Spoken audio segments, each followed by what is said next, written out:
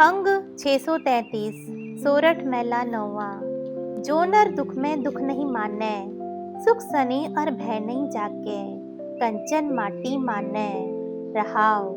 न निंदिया न उस्तत जाके, लोभ मोह अभिमाना, हरख सोकते रहे नियारो, नाहि मान अपमाना।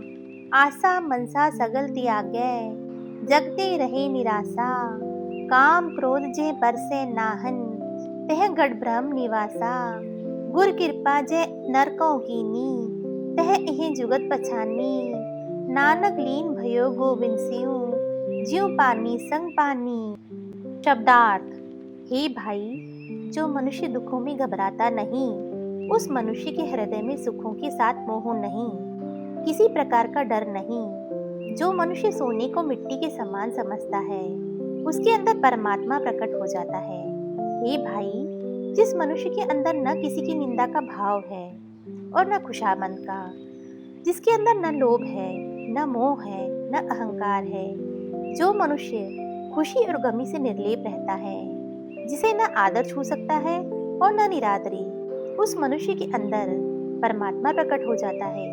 हे भाई, जो मनुष्य सारी उम्मीदों और मनोकामनाओं को त्याग कर देता है, जगत से निर्मोही होकर रहता है, जिसे न काम वासना छू सकती है और न क्रोध छू सकता है, उस मनुष्य के हृदय में परमात्मा प्रकट हो जाता है।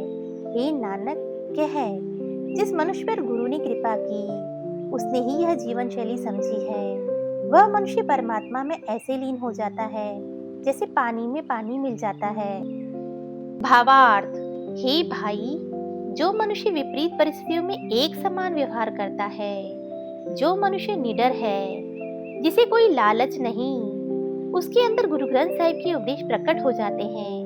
हे भाई, जिस मनुष्य में कोई अवगुण नहीं है, जो सबके साथ अच्छा व्यवहार करता है, जो अन्य लोगों के द्वारा किए गए विपरीत व्यवहार में भी सकारात्मक प्रतिक्रिया देता है, उस मनुष्य में गुरु ग्रंथ साहिब के उपदेश प्रकट हो जाते हैं। हे भाई, जो मनुष्य किसी से कोई अपेक्षा नहीं करता और न अपने मन में कोई इच्छा रखता है, जिसका जगत से कोई मोह नहीं होता, जिस मनुष्य से विकार दूर रहते हैं, उस मनुष्य में गुरु ग्रंथ साहिब के उपदेश प्रकट हो जाते हैं। हे नानक, कह, जिस मनुष्य को गुरु ग्रंथ साहिब प्रेरित करते हैं, वह गुरु ग्रंथ साहिब के उपदेश समझकर अपने जीवन में लागू करने लग जाता है। इस प्रकार उसके कार्य व्यवहार में गुरु ग्रंथ साहिब के उपदेश प्रकट होने लग जाते हैं। धन धन गुरु तेग बहादुर जी महाराज, आप जी का लाख लाख शुक्राना।